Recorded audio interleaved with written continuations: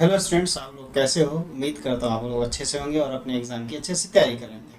आज हम पढ़ने वाले हैं ट्रांसजेनिक एनिमल्स के बारे में। अब ये ट्रांसजेनिक एनिमल्स होते क्या हैं हमारे पास, ठीक है, इसका काम क्या होता है। तो यहाँ से हम एनसीईआरटी का लाइन टू लाइन पढ़ेंगे। आपने अगर इससे पहले का लेक्चर अगर नहीं देख रखा है तो वो डिस्क्रिप्शन में लिंक दे रखा है और आई सेक्शन में हमारे पास प्लेलिस्ट दे रखा है, तो उसे आप जाके देख सकते हैं। और एक चीज़ आप लोगों से रिक्वेस्ट है कि ये लेक्चर को जरूर पूरा देखें, तभी आप लोगों को समझ आएगा। तो यहाँ पे हम स्टार्ट करते हैं ट्रांसजेनिक एनिमल्स के बारे में।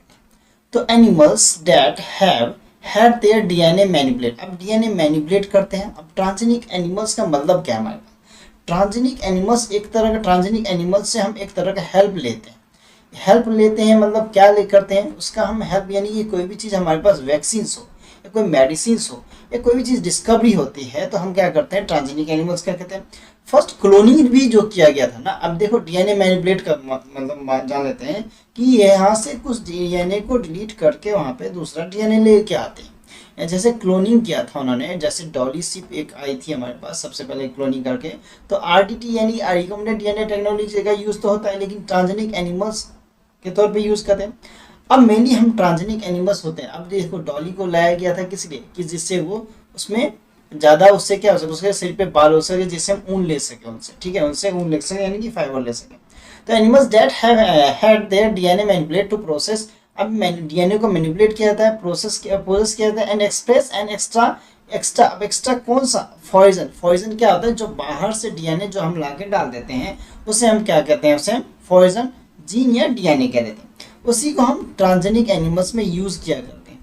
अब जैसे अगर एग्जांपल लें तो अभी हमारे पास पिछले साल की बात करें, जब कोरोना आया था, सीधी बात कहें तो जब कोरोना आया था तो हम लोगों ने, साइंटिस्टों ने क्या था, वैक्सीन तो आ गई थी, बहुत सारे कंट्री में डिस्कवरी हुई थी वैक्सीन की, लेकिन उसको चेक करना था। अब चेक करने के लिए ट्रांसजेनिक एनिमल्स का यूज़ करते हैं। अब वो ट्रांसजेनिक एनिमल्स क्या था, रैट यानी कि चूहे का इस्तेमाल सबसे ज़्यादा करते हैं, रैट कह लो या माइस कह लो।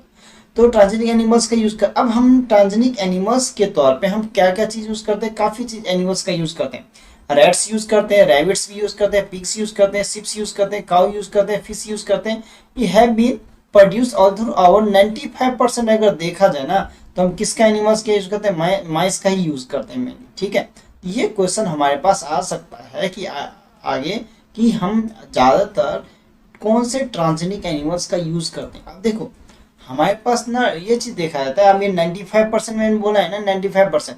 अब ये माइस को ही क्यों यूज़ करते हैं, क्योंकि इसका ना लाइफ स्पैन बहुत कम होता है। अब पता चला लाइफ स्पैन जिस एनिमल्स का ज़्यादा होता है उसको ले लिए, पता चला उसके लाइफ स्पैन में ही टाइम लग गया, 9 10 11 महीने ऐसे लगे। तो ये ऐसा नहीं करते, इसलिए 95% अगर ज़्यादातर, जैसे कोरोना वैक्सीन की डिस्कवरी हम बात कर रहे थे तो उसमें भी क्या किया था, सबसे पहले वैक्सीन को चेक किया गया था। चेक किया गया था कि ये वैक्सीन जो हमने बनाई है कोरोना की, ये सच में काम कर रहा है क्या नहीं कर रहा।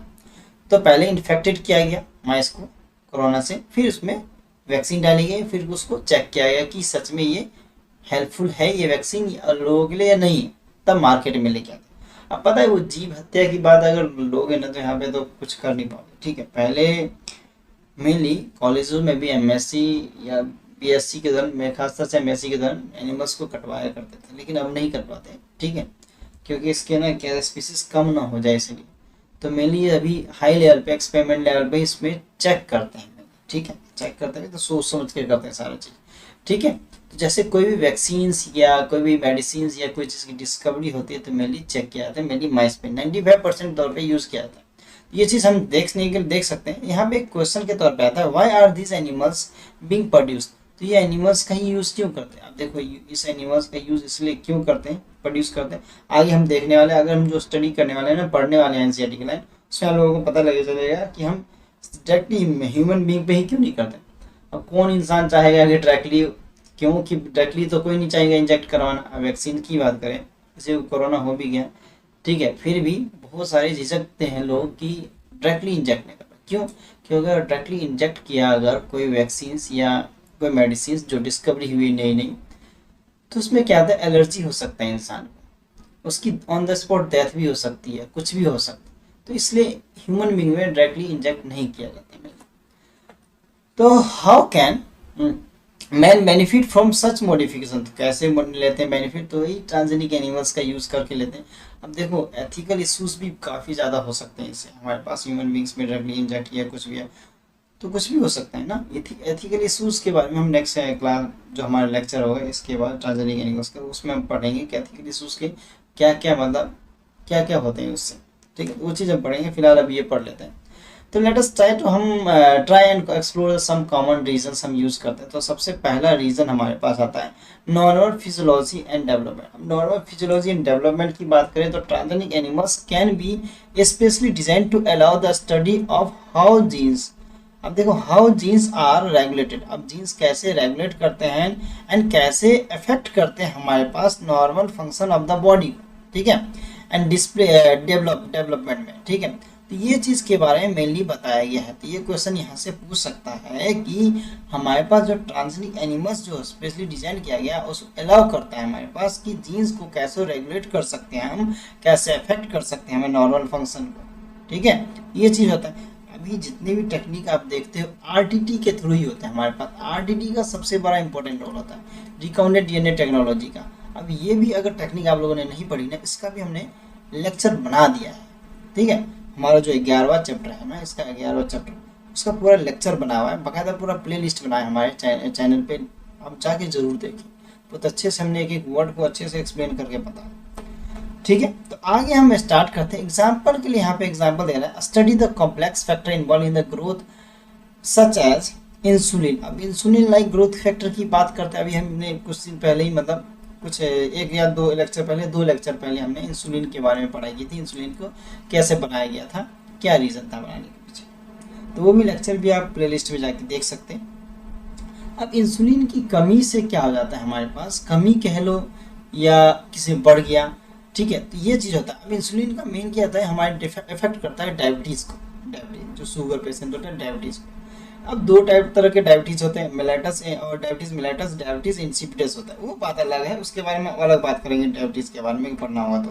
लेकिन यहाँ पे इंसुलिन ग्रोथ फैक्टर की बात करते हैं। अब देखो ये पॉसिबल हो कब पाए, पहले जैसे अगर आप देख सकते हो तो पिग से मेनली बनाया जाता था, एनिमल से लिया जाता था, फिर बाद में ह्यूमन से ही ये बताया गया, उसमें जीन यानी क्रोमोसोम नंबर 11 से लेके जीन फैक्टर लेके हमने ABC करके देखा था, ठीक है। प्रो इंसुलिन था, हमने प्रो इंसुलिन को इंसुलिन में कन्वर्ट किया था, तो ये चीज़ हम देखते थे, तो वो लेक्चर आप जरूर देखें प्लेलिस्ट में जाके।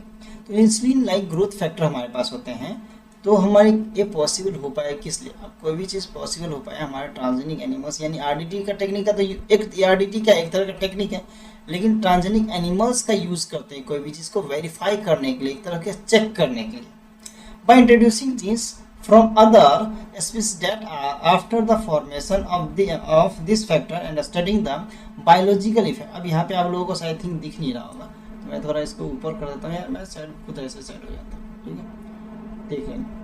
तो by introducing genes from the other species that alter the formation of factor and study, अब alter करता है, ठीक है, alter the formation of factor and studying the biological effects and result देता है information is obtain about the biological role factor in the body. अब हमारे body में मैंने बताया सीधा सीधा हमारे पास नॉर्मल फिजियोलॉजी और डेवलपमेंट की बात करें तो ग्रोथ फैक्टर इस पे डिपेंड करता है कि मेनली कोई भी चीज़ की मेडिसिन या कोई वैक्सीन या कोई भी चीज़ की डिस्कवरी होती है, कोई नया हम देखो एथिकल इशू की बात करो ना, मैं ह्यूमन क्लोनिंग पॉसिबल है लेकिन करते नहीं है, एथिकल इशू है इसके पीछे, क्या चीज़ है नेक्स्ट क्लास में हम पढ़ेंगे, नेक्स्ट लेक्चर में मैंने की।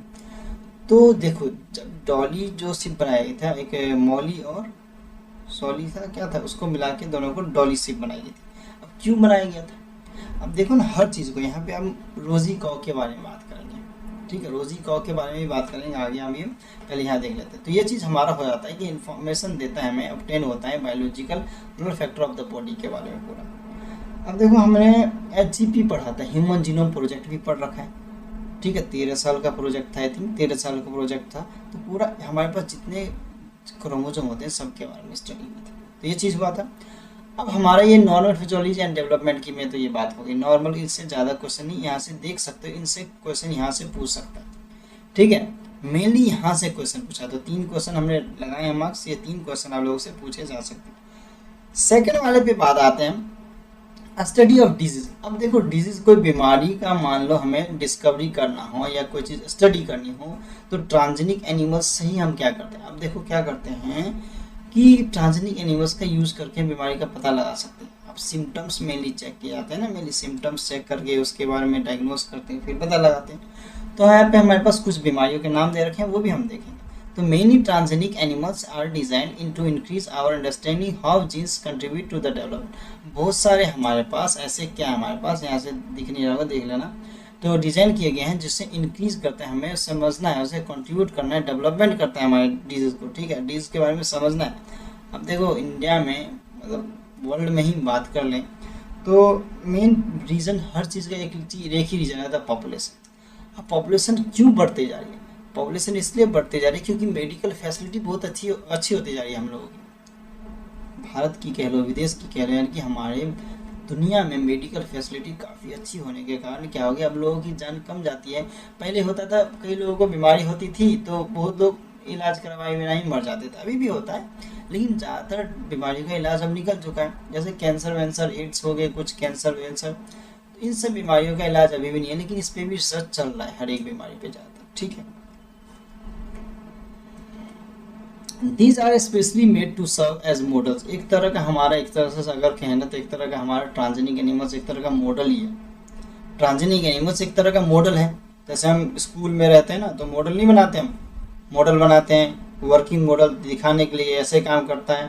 तो उसको अगर वर्किंग मॉडल होता है, अगर उसको पसंद आता है, उसको उस प्लान को फिर एग्जीक्यूट किया जाता है बड़े लेवल पे, ऐसे होता है ना।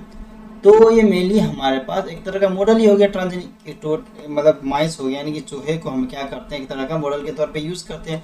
उसमें हम वैक्सीन्स या कोई बीमारी को इंजेक्ट करके पता लगाते हैं कि ये सच में हेल्पफुल होगा या ह्यूमन बींग के लिए नहीं होगा, ये चीज़ पता लगाते हैं। इस तरह का मॉडल हो गया हमारे लिए।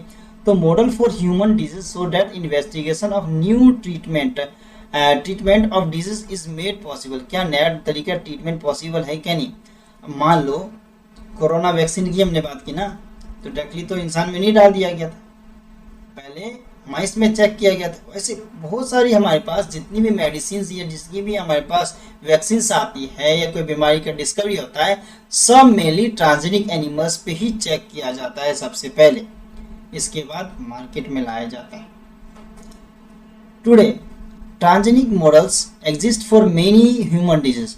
जैसे हमारे पास आज के टाइम में ही अगर बात किया तो हमारे पास बहुत सारी ऐसी बीमारी हैं जिसके बारे में पता लगाने की कोशिश करते हैं। और जैसे हमारे पास कुछ बीमारी के नाम भी दे रखे हैं, जैसे cancer, cystic fibrosis, rheumatoid arthritis, Alzheimer, ये सब काफ़ी ज़्यादा खतरनाक बीमारी है और बहुत लोगों को होते हैं, इस पर डिस्कवरी चल रही है मेरी।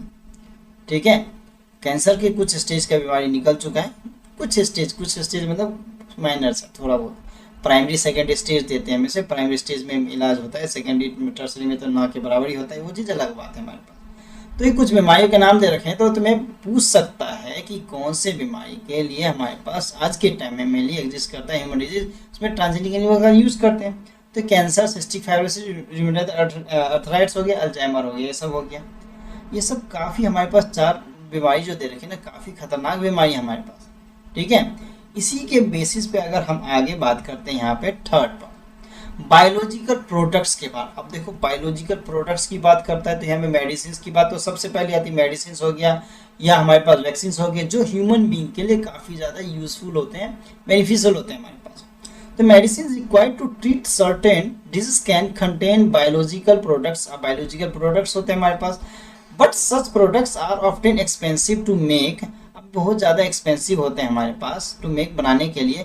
तो बनाने में तो बहुत ज़्यादा तो कोई भी ऑब्वियसली बात है, कोई एंटीबायोटिक बनाए, कोई वैक्सीन बनाए, कोई मेडिसिन या अदर मेडिसिन बताए, चाहे वो इंजेक्टेबल है या ऑरली हो, वो इनटेक करते हैं, वो बात की बात है। लेकिन बनाने के लिए तो काफ़ी पहले शुरुआत में हमारे पास पैसे, काफ़ी ज़्यादा पैसे खर्च होते हैं। अब कोरोना वैक्सीन की बात करें तो कितने सारे कंट्री ने मतलब काम किया इस पर, कितना पैसा खर्च हुआ, तो गवर्नमेंट के तो पैसे खर्च होते हैं इस पर। तो transgenic animals that produce useful biological products can be treated by the introduction of introduction किया जाता है किसे, पोर्शन ऑफ डीएनए जी। अब आरडीटी का ही यूज करते हैं, यहाँ भी क्या आरडीटी, इन सब टेक्निक में आरडीटी का यूज करते हैं। अब genes which codes for a particular product such as, जैसे ह्यूमन प्रोटीन को कोडिंग करते हैं। जैसे यहाँ पे एक ह्यूमन प्रोडक्ट, एक कोडिंग दिया गया, हमारे पास एक ह्यूमन प्रोटीन का नाम दिया गया, इसका नाम है अल्फा 1 एंटीट्रिप्सिन। ये यूज किया जाता है किसके लिए, एम्फाइसीमा के लिए यूज किया जाता है, उसके बीमारी को हटाने के लिए। ये हमारे पास क्वेश्चन आगे पूछा हुआ है, आगे भी पूछ सकता है कि ह्यूमन का मतलब ये कौन सा, अभी पूछ सकता है डीएनए प्रोटीन का नाम पूछ सकता है कि वो कौन सा डीएनए प्रोटीन है हमारे पास जो एम्फाइसीमा को ट्रीट करने के लिए यूज किया जाता है। तो अल्फा 1 एंटीट्रिप्सिन, अल्फा 1 एंटीट्रिप्सिन, इसको याद रखना है आपको। या ऐसे बोल सकता है अल्फा 1 एंटीट्रिप्सिन कौन से डिजीज को ट्रीट करने के लिए यूज किया जाता है, तो एम्फाइसीमा को। ये घुमा के आगे पीछे करके कुछ भी क्वेश्चन बन सकते हैं, इससे हमें ध्यान देना है। वैसे अगर सिमिलर देखा जाए तो हमारे पास विंग ट्रीटमेंट हो, फिनाइलकीटोन्यूरिया यानी PKU जिसे कहते हैं, ये भी हमारे पास पूछ सकता है, इसको भी ट्रीट करने के लिए इस प्रोटीन का यूज किया जाता है। तो फिनाइलकीटोन्यूरिया हो जाता है हमारे पास, जिसे हम शॉर्ट फॉर्म में PKU कहते हैं। अब हमारे पास ये तो हो गया, एक और आता है हमारे पास सिस्टिक फाइब्रोसिस की बात आती है। तो ये हमारे पास कुछ बीमारियों के नाम पूछे जा सकते हैं। हमारे पास यहाँ पे 3 बीमारी का नाम देखा हमने, कौन कौन से, एम्फाइसीमा, फिनाइलकीटोन्यूरिया जिसको शॉर्ट फॉर्म में PKU कहते हैं, और एक होता है सिस्टिक फाइब्रोसिस। ये 3 बीमारी के नाम पूछ सकता है कि इसमें कौन से प्रोटीन का यूज करता है। अल्फा 1 ट्रिप्सिन का हम मेनली एम्फाइसीमा के लिए, वैसे सिमिलर हमारे लिए दूसरा हमारे पास बीमारी होता है उसके लिए भी यूज कर सकते हैं। ठीक है, अब ये बात हो गई, यहाँ पे 3 से 4 क्वेश्चन यहाँ पे ये बन जाते हैं इस वाले में हमारे पास।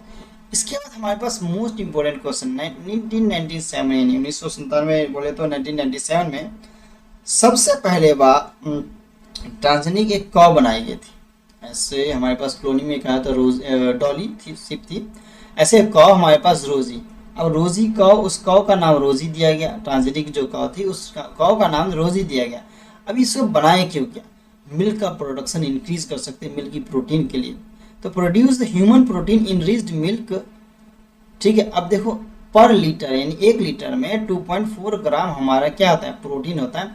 ये क्वेश्चन पूछा गया, ये क्वेश्चन कई बार पूछा गया, मोस्ट इंपोर्टेंट क्वेश्चन है, रिपीटिंग क्वेश्चन है, कई बार आए हुए हैं और कई बार आ भी सकते हैं, इसलिए आपको पता होना चाहिए। ठीक है, ये चीज़ हमें पता होना चाहिए कि वो कौन सा हमारे पास, यानी ये रोजी कॉ को सबसे पहला ट्रांसजेनिक एनिमल्स है जिसको 1997 में इंट्रोड्यूस किया गया था, उसका नाम था रोजी का, और किस लिए, जिससे मिल्क का प्रोडक्शन अच्छा हो सके। ठीक है, अब मिल्क में हमारा क्या आता है, यहाँ पे मिल्क में अगर देखा जाए तो मिल्क कंटेंट, अब यहाँ पे ह्यूमन में कौन सा प्रोटीन की बात कर रहे हैं, यहाँ पे अल्फा लेक्टा, यहाँ पे लेक्टा है, लेक्टा एल्बुमिन की बात कर रहा है। इसमें न्यूट्रिशन यानी प्रोटीन की बात होती है। ऐसे मिल्क में कौन सा प्रोटीन होता है, मिल्क में हमारे पास कैसीन नाम का प्रोटीन होता है, CASEN, कैसीन नाम का प्रोटीन होता है। यानी कि अल्फा लेक्टो एल्बुमिन की प्रोटीन की बात, ये न्यूट्रिशन भी बहुत ही ज़्यादा होता है हमारे पास, न्यूट्रिशन अगर प्रोटीन की बात करें तो भी ज़्यादा होता है। जैसे human babies then natural cow, जैसे अगर ये मेनली नेचुरल काउ की बात करें, जैसे हमने ह्यूमन रिप्रोडक्शन पढ़ा होगा, वो भी इसका भी प्लेलिस्ट हमारे यूट्यूब चैनल पे पढ़ा हो, तो वो भी देख सकते हो, काफ़ी अच्छे से हमने बताया। तो उसमें हमने पढ़ा था कोलोस्ट्रम, जो माँ का जो कहते हैं ना पहला दूध जो होता है बच्चे के लिए काफ़ी ज़्यादा होता है। ठीक है, इम्यूनोग्लोबिन A होता है उसमें। तो क्या होता है, वैसे ही हम बच्चे को दिया जाता था ना माँ का पहला दूध। तो यहाँ पे क्या होता है, अब देखो यहाँ पे रोजी का दूध तो सब पीते हैं, मतलब गाय का या भैंस का, बकरी का, ऊँट का, ये अलग जानवर है। ठीक है, तो यहाँ पे क्या होता है, प्रोटीन तो सब कुछ, मिल्क में कौन सा प्रोटीन होता है, कैसीन नाम का प्रोटीन होता है। यही कैसीन नाम का प्रोटीन हमारे पास मीठापन होता है, उसे कहते हैं लैक्टोज, जो मीठा मीठा लगता है लैक्टोज। वही लैक्टोज दही बनाते हैं तो लैक्टिक एसिड में कन्वर्ट हो जाता है लैक्टोबैसिलस बैक्टीरिया के थ्रू, वो बात अलग है, वो प्रोसेस अलग है। ठीक है, तो यहाँ पे मेनली हम इसकी बात करते हैं, हमने प्रोटीन की बात की। यहाँ से एक और क्वेश्चन पुट अप हो जाता है, अल्फा लैक्टोएल्बुमिन कौन सा प्रोटीन का नाम पूछ सकता है, तो हो सकता है। ठीक है, ये मिल्क में कैसीन प्रोटीन होता है, ये लो तो आप लोगों को पता होना चाहिए, मेनली 10th तक पढ़ाया जाता है। ठीक है, हम लोग अभी 10th तक पढ़ाते हैं ना, 9th 10th को पढ़ाते हैं, तो ये चीज़ जरूर बताते हैं हम लोग, पता नहीं होता लेकिन बताते हैं हम लोग। ठीक है, तो ये चीज़ हमें पता होना चाहिए। अब फिर आगे की अगर हम बात करें तो वैक्सीन की सेफ्टी की बात करते हैं। वैक्सीन का डिस्कवरी हुआ, जैसे मैं बार बार बोल रहा हूँ, कोरोना वैक्सीन का मैं नाम लेता हूँ, या अदर हमारे पास पोलियो की वैक्सीन आ गई, कोई और वैक्सीन आ गई, उसकी बात करते हैं। तो vaccine safety, transgenic mice are being developed for use in the testing the safety vaccine. आप टेस्टिंग के लिए माइस का यूज़ करते हैं। They are used in humans, फिर उसके बाद ह्यूमंस पे यूज़ करते हैं। Transgenic mice are being used to test safety for polio vaccine. ठीक है, देखो पोलियो वैक्सीन, ये क्वेश्चन ये पूछ सकता है, is successful and found reliable, they are could replace that the use of monkeys. फिर मंकी पे, अब देखो पहले मैं इस पे कर लिया, अगर बहुत ज़्यादा ऐसे खतरनाक बीमारी होती है तो उसे किया जाता है, चूहे पे करने के बाद मंकी पे भी कर लेते हैं। ठीक है, क्योंकि safety for the batches of the vaccine की सेफ्टी के लिए। ठीक है, क्योंकि एथिकल इशूज काफ़ी ज़्यादा इंपॉर्टेंट रोल करता है हमारे पास साइंस। तो ये चीज़ हम नेक्स्ट क्लास में इसको पढ़ेंगे, डोंट वरी। अभी हम नेक्स्ट देखते हैं फिफ्थ, केमिकल सेफ्टी टेस्टिंग। कोई भी केमिकल की टेस्टिंग होती है तो वो सेफली करना होता है, तो इसको भी करते हैं। This is known as the toxicity. Toxicity और मेनली सेफ्टी टेस्टिंग को, मतलब टॉक्सिसिटी चेक करने के लिए मेनली ट्रांसजेनिक एनिमल्स का मेनली यूज़ किया गया था। ठीक है, कई साइंटिस्टों ने अपने आप को कुर्बान किया है बहुत सारे केमिकल्स की टेस्टिंग के लिए। जैसे मैरी क्यूरी का नाम आता है रेडियो एक्टिव टेस्टिंग के लिए, उसमें हाथ में लेके टेस्ट कर लिया था, पता, उसने हाथ में लेके टेस्ट के लिए, तो बात अलग है, वो डेथ कर गई थी, रेडिएशन फैल गया था पूरा अच्छे से। लेकिन हम मेनली अगर देखा जाए तो ऐसे कोई हर साइंटिस्ट सरफिरे नहीं होते हैं, मैरी क्यूरी जैसा हर साइंटिस्ट नहीं होता। ठीक है, तो बहुत सारे हमारे पास साइंटिस्ट होते हैं। अब देखो क्या माइंड हमारे पास, हमारे इंडिया में हमारे पास बहुत सारे साइंटिस्ट हैं, कौन अब एक के बाद एक कुर्बान ऐसे होते लगे तो क्या हो गया, पहले इतना ये नहीं होगा, क्या पता। अभी रेडियो एक्टिव को किसी के जानवर के अंदर डाल के कैसे टेस्ट करें, उसने कहा चेक किया खुद के ऊपर लेके कि कितना फैलता है, मैं भी तो देखूं जरा। लेकिन यहाँ पे हम केमिकल, कुछ केमिकल का टेस्टिंग, टॉक्सिसिटी टेस्ट करें, जैसे बहुत लोग साइनाइड का टेस्ट नहीं बता पाए आज तक, कुछ ना कुछ तो टेस्ट होगा, साइनाइड का टेस्ट नहीं बता पाए, बहुत लोगों ने बताने की कोशिश, लेकिन बताने लेकिन बचे ही नहीं।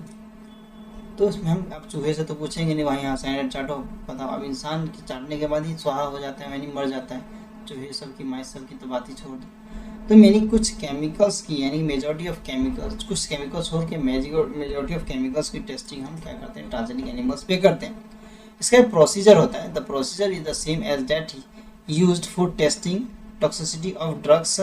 Transgenic animals are made that carry the genes which make them more sensitive toxic substance than non-transgenic animals. They are then exposed to the toxic substance and the effects studied toxicity testing animals will allow us to obtain the result of the less time. तो कम time में हमें अच्छा खासा result मिल जाता है। ये चीज़ भी के लिए भी हो जाता है हमारे पास, टॉक्सिक सब्सटेंस में यह क्या पता चल जाता है कि वो चीज़ टॉक्सिक है या नॉन टॉक्सिक है, ये चीज़ पता चल जाता है। कुछ क्वेश्चंस हमारे पास यहाँ से काफ़ी ज़्यादा इंपॉर्टेंट क्वेश्चन पूछे जाते हैं, इस टॉपिक को हमें ज़रूर पढ़ना चाहिए, हमारे लिए मोस्ट इंपॉर्टेंट हो जाता है। तो आज के लिए हम इतना रखते हैं, तब तक